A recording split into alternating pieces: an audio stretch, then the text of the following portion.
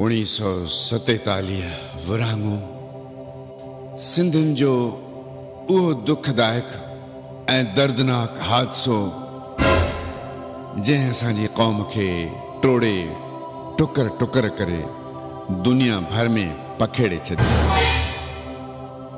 सिंधियुनि परदेसनि खे पंहिंजो देश ठाहियो, वापसि खां पंहिंजा धंधा ऐं घर जोड़ण लॻा। उन जदोजहद में 3 पीढ़ियूं गुज़री वयूं।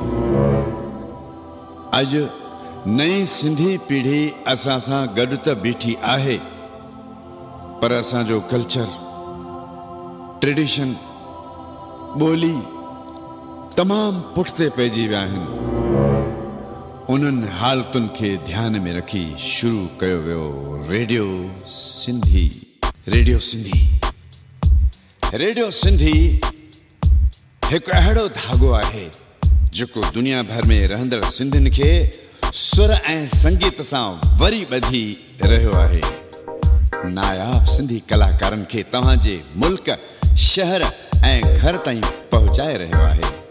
तव्हां बि ॿुधो ऐं पंहिंजनि ॿारनि, दोस्तनि, यारनि खे बि ॿुधायो रेडियो सिंधी। रेडियो सिंधी।